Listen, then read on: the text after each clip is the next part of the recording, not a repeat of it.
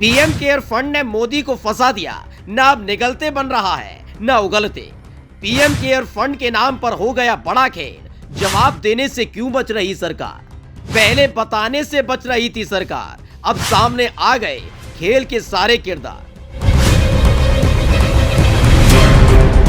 इस आपदा को अवसर में परिवर्तित करना है।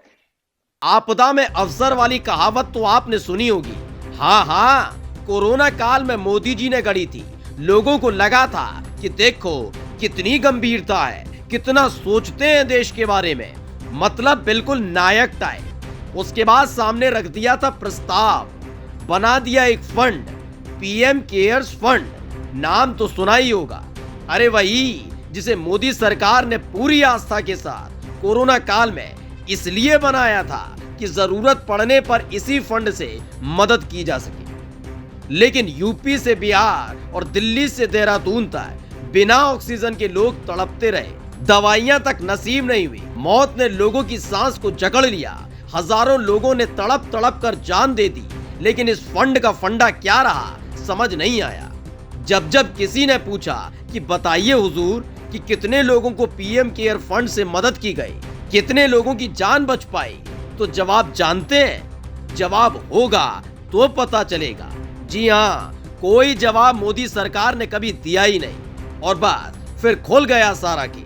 इस फंड के फंडे को मोदी सरकार ने बताने से मना किया तो मामला पहुंच गया दिल्ली हाई कोर्ट। और हाई कोर्ट में जो मासूम जवाब दिया है उसे सुनकर शायद आपको सरकार से ज्यादा खुद पर तरस आ जाए कि हाय, किसके कहने पर फंड में पैसे झोंक दिए। दिल्ली हाई कोर्ट में मोदी सरकार ने हलफनामा दाखिल किया है और बताया कि पीएम केयर्स फंड पर न तो केंद्र सरकार का नियंत्रण है और न ही किसी राज्य का है।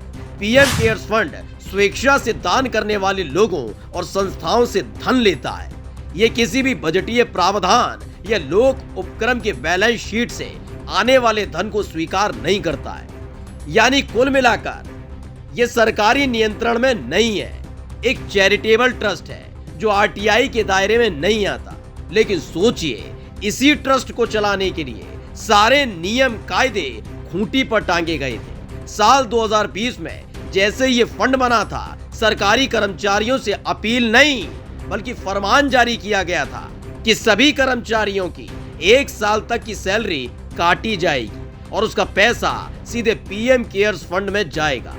यही नहीं, संवैधानिक पद पर बैठे हुए साहेब के खासम खास इसी निजी ट्रस्ट के सदस्य हैं। रक्षा मंत्री राजनाथ सिंह, गृह मंत्री अमित शाह, वित्त मंत्री निर्मला सीतारमन सदस्य हैं। मतलब कि सारे काम सरकारी ट्रस्ट जैसे। लेकिन जैसे ही बारी जानकारी देने की आई तो इस ट्रस्ट को निजी ट्रस्ट बताकर मोदी सरकार ने पल्ला झाड़ लिया है। वो बात अलग है कि इस बात पर हाईकोर्ट ने जमकर लताड़ लगाई है। लेकिन कहते हैं ना कि आपदा में अवसर ढूंढो, आप ढूंढते रह गए, सरकार अव्वल आ गई। आपको क्या लगता है, पीएम केयर्स फंड के नाम पर एक बड़ा खेल मोदी सरकार ने कर दिया है? अपना जवाब कमेंट करके जरूर बताएं और पेज को लाइक और सब्सक्राइब करना ना भूलें। स्पेशल डेस्क द घंटा।